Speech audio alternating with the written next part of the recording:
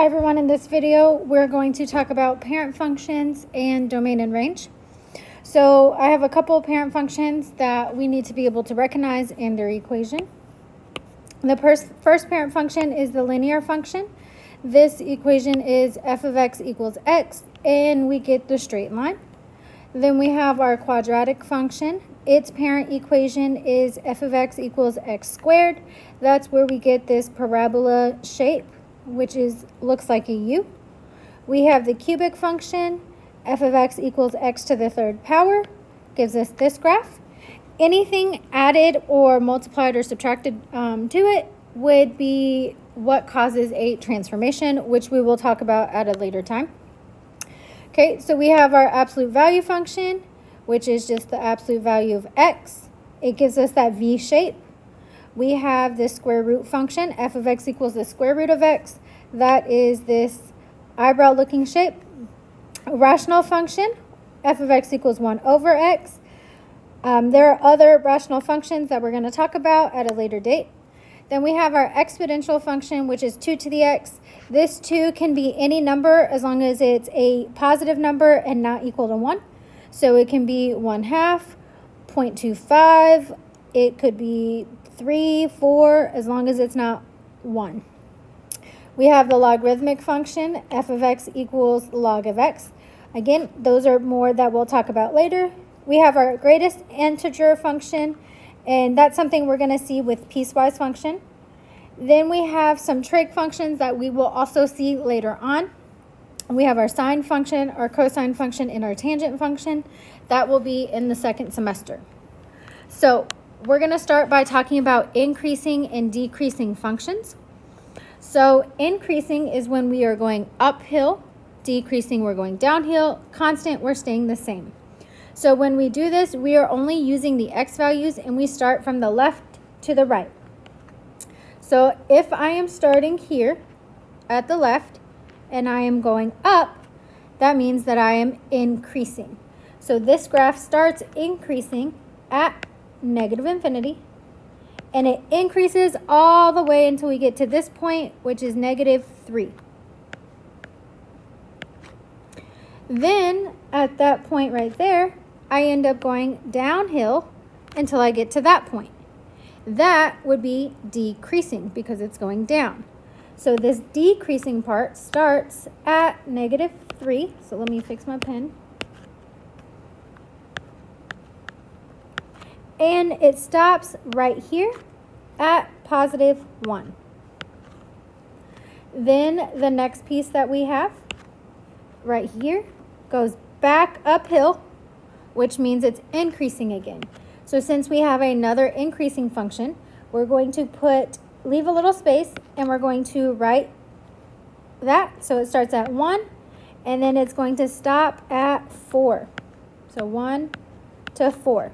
Now, because this is a second increasing function, we're going to add the u in the middle, which just means and. So this right here just means and.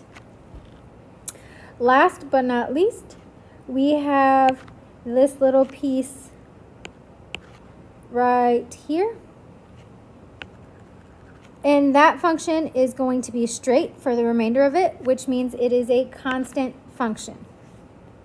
So this would be constant from 1 to infinity. Notice how it went from negative infinity to -3. And the next interval started at -3 and went to 1. The next interval started at 1 and went to 4. So actually, I miswrote that. It should be a constant from 4 to infinity. Okay. So notice how, again, it stopped and ended. And that is why we use parentheses rather than brackets, because at -3, it can't be increasing and decreasing. So we use parentheses rather than brackets when we talk about increasing and decreasing. Okay. Looking at the next one, go ahead and pause the video and try to do number 2 on your own and see how you do. So I'm going to fix my pens real quick. Hopefully you gave it a try. And we'll see how it goes from here. So looking at this, fixing my pen. Okay, we're going to start going down right here, which means that it is decreasing. So it's starting as an x at negative infinity, and it's decreasing until we get to negative 1, 2, 3, 4, 5. So negative 5. Then I look at the next part right here, which is increasing. So it's starting at negative 5, going to 1, 2, 3, negative 3. So it's increasing from negative 5 to negative 3. Then I have this piece right here, which starts at negative 3 and goes to negative 1. That piece is constant. So negative 3 to negative 1. Next, we have this piece right here that goes back to increasing. So it's my second increasing interval. So I'm going to put the u in the middle. That means and it starts at negative 1 and it stops at positive 1. Then we keep going and we have it decreasing all the way to here. So that's starting at 1 and going to 1, 2, 3, 4. So decreasing from 1 to 4, it's my second decreasing. So I'm going to put the u in the middle and go 1 to 4. Then I have this piece right here that goes back up. So that looks like it's from 4 to 5. And that's another increasing piece. So I have another u. And it's going from 4 to 5. Lastly, starting here, we have another constant piece. So it's going to be a u. And it's starting at 5 and going to infinity because it has an arrow. So that's all of the intervals for increasing, decreasing, and constant. Next, we have domain and range from a graph. So what we need to remember is that domain is our x-axis, or our x values, and range is our y values. Something that I do find helpful is to use your hand or another piece of paper to cover the graph, and we're going to move the graph to help us identify the domain. So when we have this, we're going to start moving the graph from the left side to the right side until we see the very first point. The very first point we see is right here. We see that it is a closed circle, and it's starting at the x value of negative 2. So that means my domain is starting at negative 2. Because the circle is closed, it's going to get a square bracket. Then I keep moving until I find the end of my graph. And when I get to the end of my graph, I see that I have an arrow. Since I have an arrow, that means it's going to keep going in the positive direction forever and ever and ever. So that tells me my domain is going towards infinity. Now, for our inequality or algebraic notation, what this is telling us is that all of our x values are getting greater than or equal to negative 2. So we have x is greater than or equal to negative 2. Now we can move to our y values. So same concept, except now we're going bottom to top. So we're moving up along our y-axis this time until we see that very first point, which is right there. As a y value, that y value is 3, and it is included, so it gets a bracket.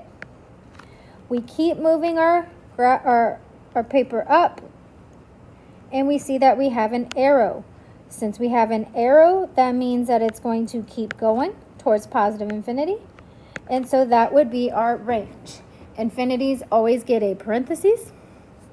Our inequality is going to be y is greater than or equal to 3 because every y value is greater than 3. Okay, so go ahead and pause the video and just give the next one a try. See how you do. So looking at this again, remember our domain is our x values, our range is our y values. So moving along the x-axis from left to right, I'm looking to see what I have. And I notice that I have that black arrow that's right here. I know it's a little bit hard to see. So that means that it's starting in negative infinity. And then as I keep going, I'm looking to see, and I see that it stops right here. That is telling me that it is stopping at the x value of 4. Because it is an open circle, it also gets a parentheses. So what this tells me is that my x values are all less than 4. So x is less than 4. Looking at the range, which is my y values, so let me fix the color to make sure that I'm consistent. So I start at the bottom, I start moving my way to the top. The very first part of the graph is right here. Okay, even though it's not that closed circle, that is the lowest point on the graph. So that is the point that I'm going to use. And because it is part of the graph, that means it is included because there's no open circle. And so this is actually starting at -2.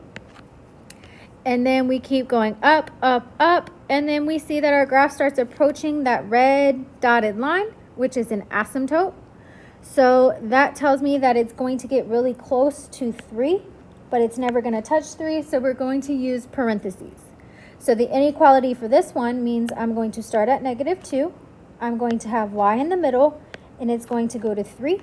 And all of my inequality signs open up towards the 3, but because the -2 has that bracket, or it was part of the line, it's going to get the or equal to attached, where the 3 does not. So those would be my domains and range for these two graphs. So if you have any questions, please make sure you write them down and you ask me in class.